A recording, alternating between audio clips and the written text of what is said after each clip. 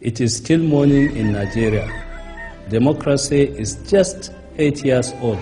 Our nation has changed for the better, but there is much left to do.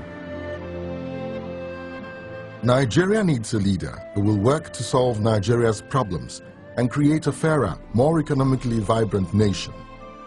Umaru Yar'adua is a leader with a plan to address Nigeria's most urgent concerns.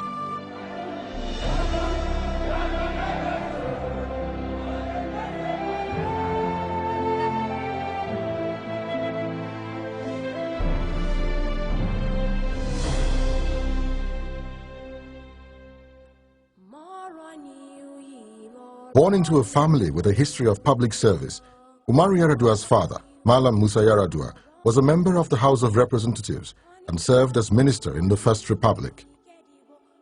He brought us up to believe in hard work, honesty, and discipline. And there's also something of the qualities of his father, Musa Yar'adua, and his senior brother, late Shehu Yar'adua, who I know very, very well. If you like, you may say that they have long tradition of public service, of decency in their family. Yar'adua was groomed to provide leadership, nurtured in tradition, but strengthened by his spirit and character. I draw my inspiration from God. Like my late father told me, serving humanity is service to God. The tradition that he is coming from is a tradition that radically changed the way Nigeria has been doing politics, a tradition that has always put people first. Yar'adua is at heart a teacher, an academic with an analytical mind. He studied and taught chemistry at the university level for years. He was the greatest teacher that I've ever come across in chemistry. And that, of course, that has culminated into my being a doctor, a medical doctor here.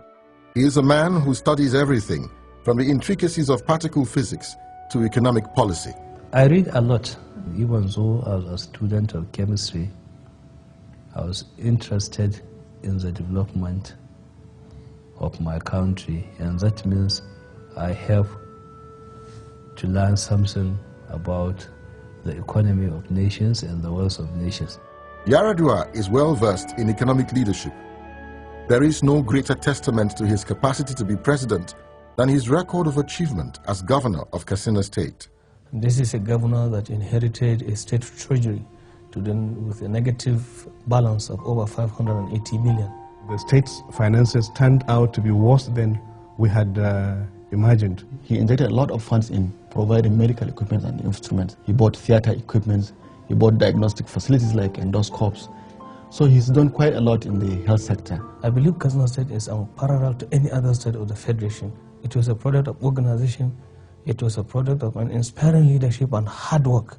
He is one of what we consider a good example of good governance and good leadership. That is almost a very new thing in Nigeria. I believe that his views are measured views, and of course he understands what development is all about. Yar'adua now has a plan for the nation, a clear course for success at home and on the international stage.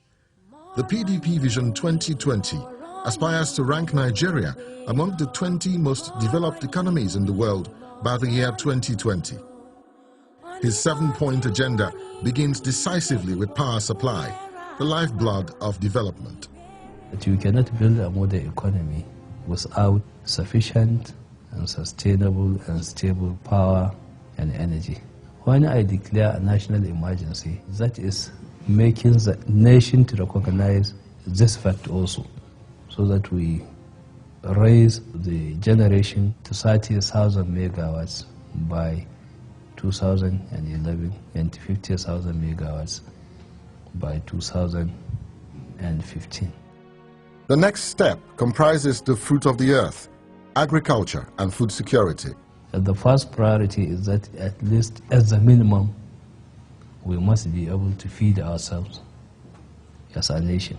Food security means encouraging commercial agricultural production, and then investing heavily in research and development. Yar'adua has made the development of agriculture paramount in his own state.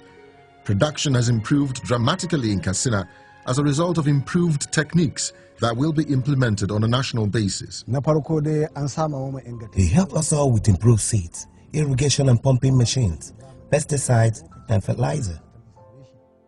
The third step is wealth creation and the vision to make families self-sustaining by putting Nigerians to work. The Nigerian elite has always talked about the national cake. No, the cake is the rent that is collected, and they want to share it and consume it. We need to develop the primary sectors of production to generate wealth. Any incoming president, I'm sure, will want to work with all the sectors in the economy, particularly banking, finance, business, so that we will all put together our energies, our capabilities, and produce a better climate, infrastructure, you name it, for the average Nigerian. The fight against corruption is an integral part of wealth creation.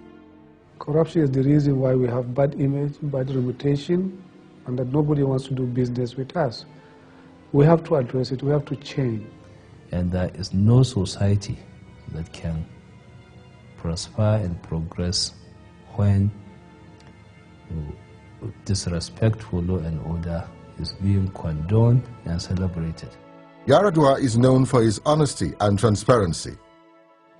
He is the only public officer who, at the time when he was elected, declared his own assets and made it public. In a society like ours, where the government is the major earner and spender of revenue, it takes courage for a political leader to apply resources in the appropriate direction.